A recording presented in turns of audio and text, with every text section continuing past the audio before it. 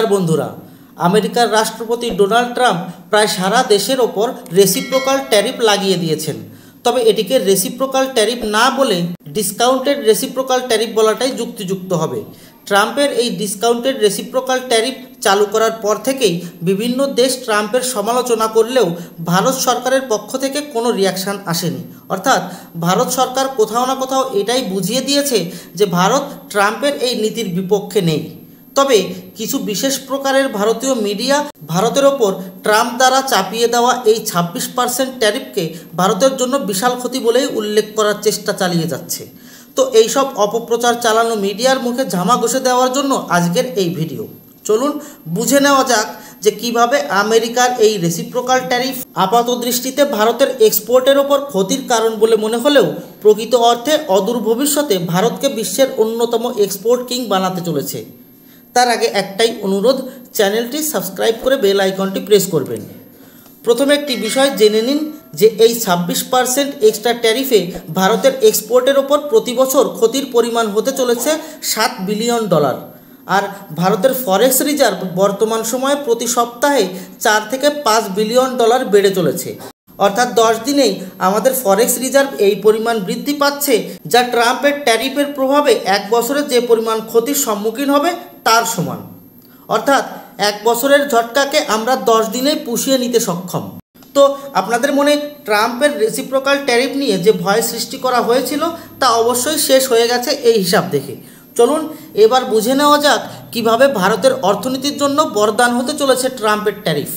স্ক্রিনে দেখুন, চীনের ওপর ট্যারিফ লেগেছে 34%। অর্থাৎ মেড ইন চায়না প্রোডাক্টের জন্য আমেরিকি বাজার এক প্রকার বন্ধই করে দিয়েছেন ডোনাল্ড ট্রাম্প। এখন শুধু বিদেশি কোম্পানিই নয়, চীনের কোম্পানিও বিশাল মাত্রায় চীন ছেড়ে বাইরের দেশে শিফট করবে নিজের কারখানা।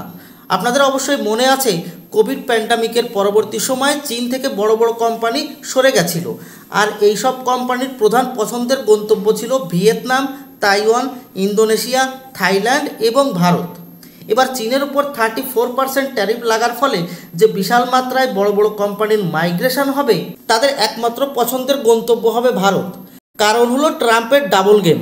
স্ক্রিনে দেখুন, ভিয়েতনামের উপর ট্যারিফ লেগেছে 46%, তাইওয়ানের উপর 32%, ইন্দোনেশিয়ার উপর 32%, থাইল্যান্ডের উপর 36%। অর্থাৎ যেসব কোম্পানি আগে থেকেই ভেবে রেখেছিল যে ট্রাম্প চীনের উপর ভারী ট্যারিফ লাগালে তারা তাইওয়ান, ভিয়েতনাম, থাইল্যান্ড, ইন্দোনেশিয়ায় চলে যাবে, তাদের সেই রাস্তাও একেবারে বন্ধ করে দিয়েছেন ট্রাম্প। অর্থাৎ এখন চীনে অবস্থিত কোম্পানি তো থাকলোই, এইসব দেশে অবস্থিত কোম্পানিও দেশ থেকে পলায়ন শুরু করবে। আর এইসব কোম্পানির প্রথম পছন্দ হবে ভারত। এখন প্রশ্ন হলো যে এমন অনেক দেশ রয়েছে যাদের ওপর ভারতের চেয়ে কম ট্যারিফ লাগিয়েছেন ট্রাম্প, তাহলে সেসব দেশে না গিয়ে কেন সব কোম্পানি ভারতে আসবে? তো এর পেছনে বেশ কয়েকটি কারণ রয়েছে। প্রথমত, ভারতের লেবার কস্ট কম। দ্বিতীয়ত, বিশ্বের সবচেয়ে বেশি জনসংখ্যার দেশ ভারত, তাই ভারতের এই বিশাল মার্কেটে ঢোকার লোভ কোনো কোম্পানিই সামলাতে পারবে না। তৃতীয়ত, নতুন নতুন কোম্পানিকে আকৃষ্ট করার জন্য বর্তমান ভারত সরকারের লোভনীয় নীতি। তো এইসব কারণ তো আছেই, সাথে সাথে ভারত এবং আমেরিকা দ্বিপাক্ষিক ট্রেডের ক্ষেত্রে যে স্বর্ণিম ভবিষ্যতের লক্ষ্য রেখেছে তাও একটি বড় ফ্যাক্টর হিসাবেই কাজ করবে। আপনাদের অবশ্যই মনে আছে, কয়েকদিন আগেই আমেরিকি একদল প্রতিনিধি এসেছিলেন ভারতে। সেখানে এটাই ডিসাইড হয় যে 2030 সাল নাগাদ ভারত আমেরিকা ট্রেড, যা বর্তমানে $190 বিলিয়ন, সেটিকে বাড়িয়ে 500 বিলিয়নে উত্তীর্ণ করা হবে। যেখানে দ্বিপাক্ষিক ট্রেড এত বিশাল অ্যামাউন্টে পৌঁছাবে, সেখানে ছোটো মোটো ট্যারিফ কোনো প্রকার চিন্তার বিষয়ই নয়। আর এতেও যদি আপনাদের মনে কিছুটা শঙ্কা থেকে যায়, তাহলে ভারত সরকারের পরবর্তী পদক্ষেপ শুনলে আপনাদের মুখে অবশ্যই হাসি ফুটবে।